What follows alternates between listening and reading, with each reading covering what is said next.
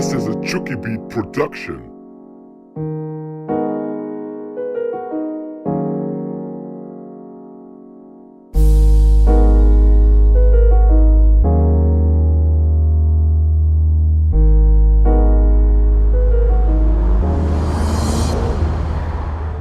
So this is Volkswagen's latest super hatchback and it's called the Golf R.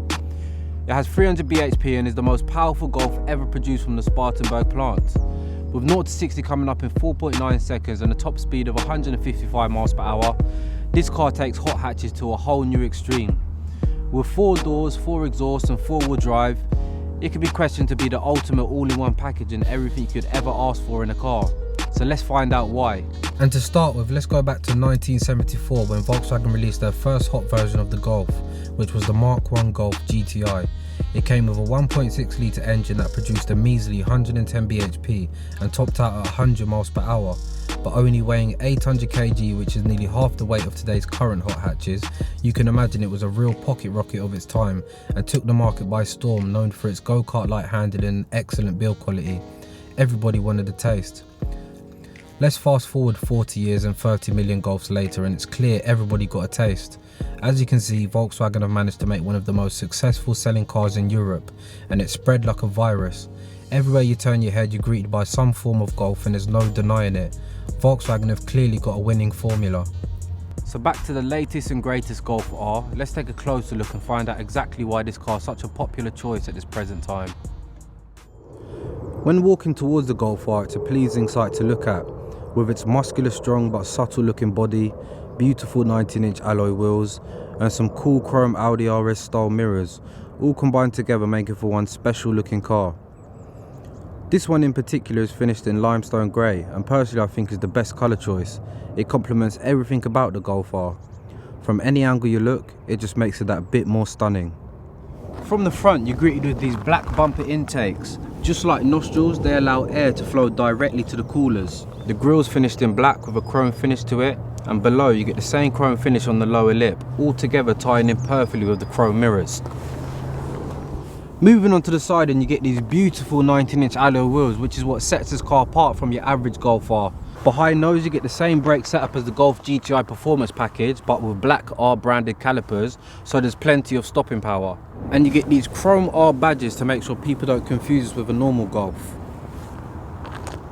Moving on to the rear and you get these huge quad exhaust pipes, which is a first for any Golf and just lets anyone know from behind that this car means business.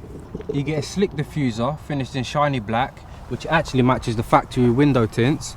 And then the rear lights also have a slight tint to them, which look really cool, unlike the American versions, which look so outdated. And above you get this black glass panoramic roof to finish off this black and grey theme this car's got going on.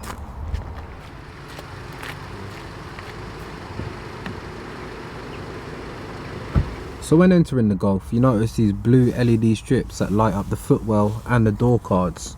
Surrounding them is a carbon style weave that follows all the way down to the dash, which look really cool. The media center has a piano black finish which follows all the way down to the gearbox, and it just gives a really expensive touch to the cabin. The seats are wrapped in a black Vienna leather with an embroidered R printed on the top section. They're also heated and feel so comfortable to sit in, at the same time offering great support for fast driving. You also get a working leather armrest that slides up, down, forwards and back and offers a nice amount of storage underneath. The steering wheel's wrapped in leather and just like most Audis has a flat bottom finish to it, which feels really cool to hold on to, and in general just adds a lot more race feel to the experience. So let's go for a drive and find out how the Golf R copes around town.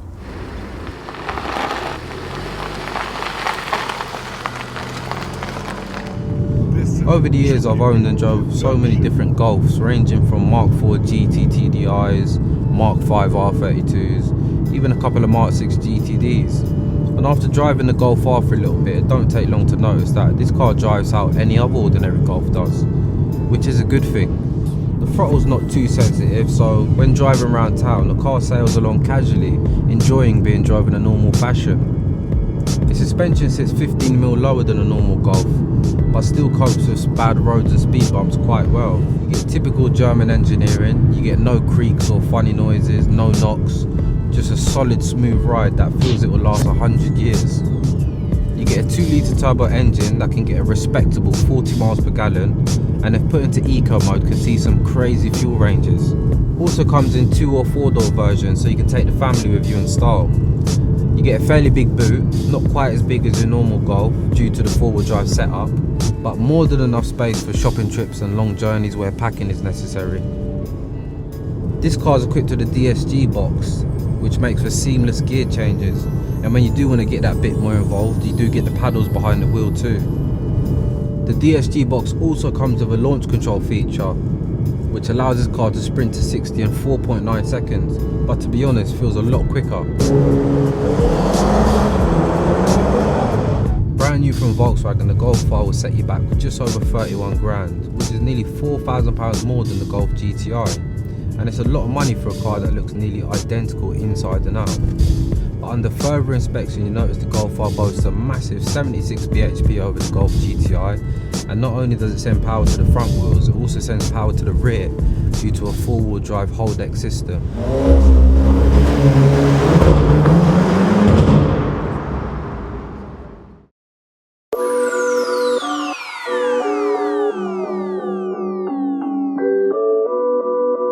This is a Chucky Beat production.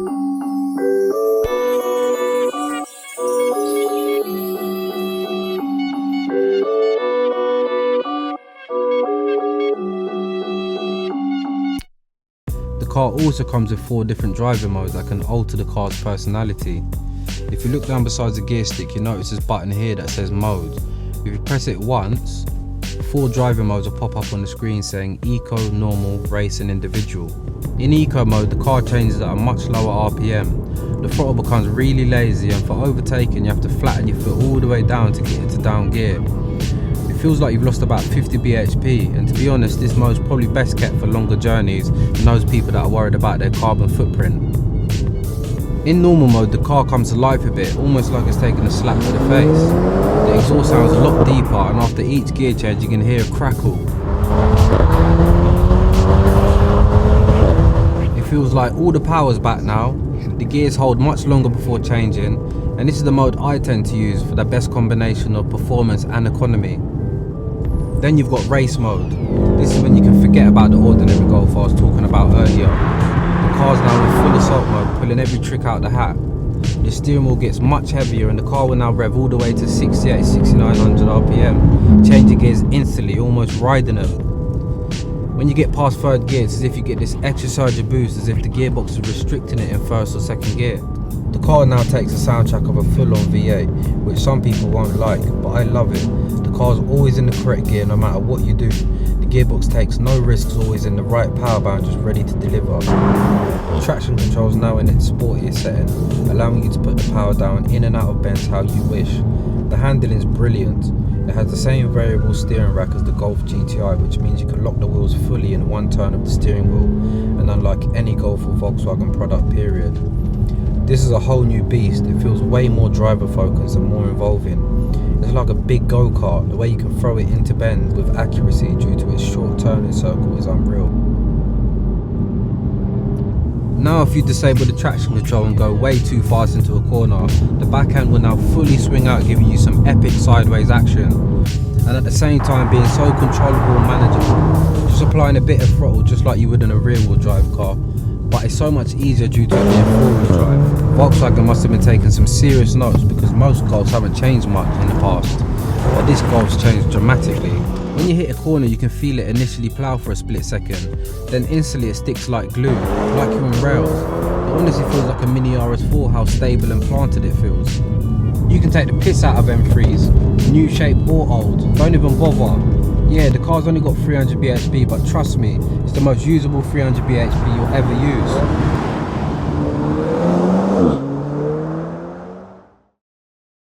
This is a Chucky Beat production.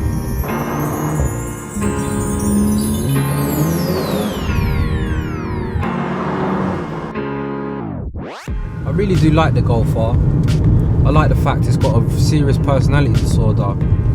I like how it stays humble and disguises itself as a normal Golf, blending in traffic on its way to work. Then on your way home, how you can terrorise some faster and more expensive cars down some B roads. Personally, I believe for 31 grand, a manual box, a remap, I don't think this car can actually be beaten. I'm actually going to challenge you guys to find a better all-round package, and it'll be interesting to see what you guys come up with in the comments. But anyway guys, you've been watching Living Life Fast. My name's Ricky. Please subscribe, and if you enjoyed the video, please leave a thumbs up, and I'll see you guys soon.